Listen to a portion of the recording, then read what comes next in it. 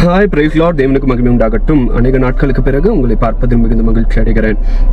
பாருங்க, 15 days before என்னோட தகப்பனார் காலமானார். ஸோ இப்படிப்பட்ட சூழ்நிலையில் இது ஒரு வேதனையான ஒரு கஷ்டமான ஒரு நாட்களாக இருந்துச்சு. ஸோ வேதத்தில் நம்ம பார்க்குறோம், இந்த உலகத்தில் நம்மளுக்கு பிறக்க ஒரு காலம் உண்டு, இறக்க ஒரு காலம் உண்டு, நட ஒரு காலம் உண்டு, நட்டதை பிடுங்க ஒரு காலம் உண்டு. எல்லா காரியத்துக்கும் நாட்கள் உண்டு. பிரசங்கின் புஸ்தகம் 3வது அதிகாரத்தில் நாம் பார்க்கிறோம். ஸோ எல்லா காரியத்துக்குமே நாட்கள் உண்டு. ஸோ என்னுடைய தகப்பனாருடைய மரணத்திற்கென்று ஒரு நாள் குறிக்கப்பட்டிருந்துச்சு. பாருங்க, இந்த ஒரு சூழ்நிலையில I went back to Mumbai. So the day from Mumbai I came to Chennai was 24th April 2022. அதே நாள்ல April 24 I'm getting back to Mumbai. பாருங்க, ஆண்டவருடைய நாள் டைமிங் was perfect. அவரை அல்லாமல் நம்மளுடைய வாழ்க்கையில் ஒன்றுமே நடக்குது. அவர் சித்தம் இல்லாமல் ஒரு முடி கூட விழாது. So everything was God's will. நம்ம as a human being we might have நிறைய குற்றங்கள் இருக்கலாம், குறைகள் இருக்கலாம். ஆனால் இப்படிப்பட்ட ஒரு சூழ்நிலையில் there were people who comforted us. ஆண்டவருடைய வார்த்தையினால ஆறுதல் படுத்தினாங்க. But there were people who ஆறுதலின் வார்த்தை வராமல் அது ஒரு வேதனைக்குரிய வார்த்தைகள்னால காயப்படுத்தின ஜனங்களும் உண்டு. இன்னும் பார்த்தீங்கன்னா சில கேள்விகளும் கேட்டார்கள். டேவிட் இப்படி பண்ணியிருக்கலாமா, அப்படி பண்ணியிருக்கலாமா, ஏன் இப்படி பண்ணீங்க? And I asked them some questions. சில கேள்விகளை கேட்டேன். அண்ட் ஐ told them, இந்த இடத்துல நீங்கள் இருந்தீங்கன்னா நீங்கள் என்ன பண்ணியிருப்பீங்க? And they were silent for that question. அந்த கேள்விகளுக்கு அவர்கள் மிகவும் அமைதியாக இருந்தார்கள். பாருங்க, எல்லாருடைய சூழ்நிலை நாம் யோசிக்க வேண்டும். அவர்களுடைய இடத்தில் நாம் இருந்தால் நாம் என்ன செய்திருப்போம்? We should not judge anyone directly.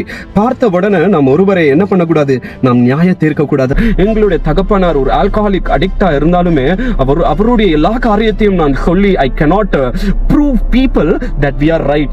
பாருங்களுடைய தகப்பனாரை பார்த்தீங்கன்னா he was an alcoholic addict.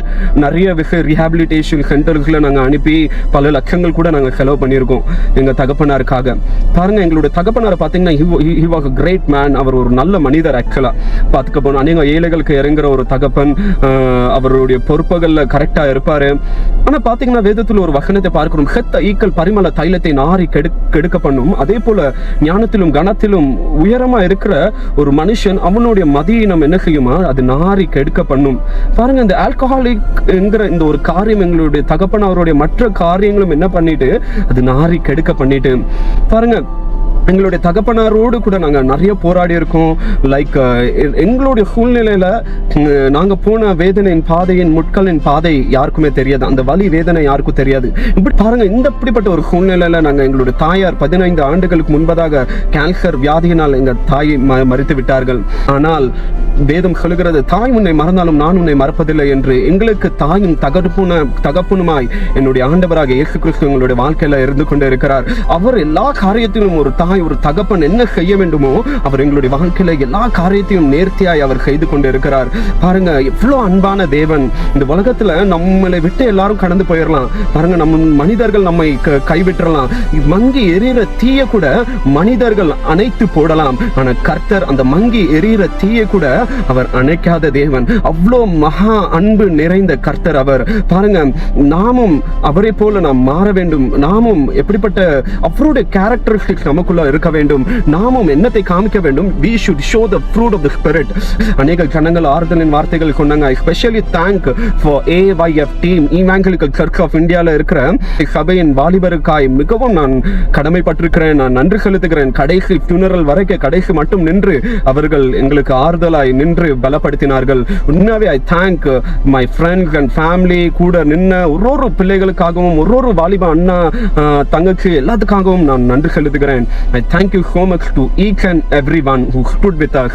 அநேக காரியங்கள் எங்களுடைய வாழ்க்கையில நேரிட்ட போதும் தாயும் தகப்பனுமாய் இருந்து ஆறுதலின் தேவனாய் அவர் எங்களுடைய வாழ்க்கையில இருந்திருக்கிறார், இம்மட்டும் இருக்கிறார், இனிமேலும் இருப்பார்.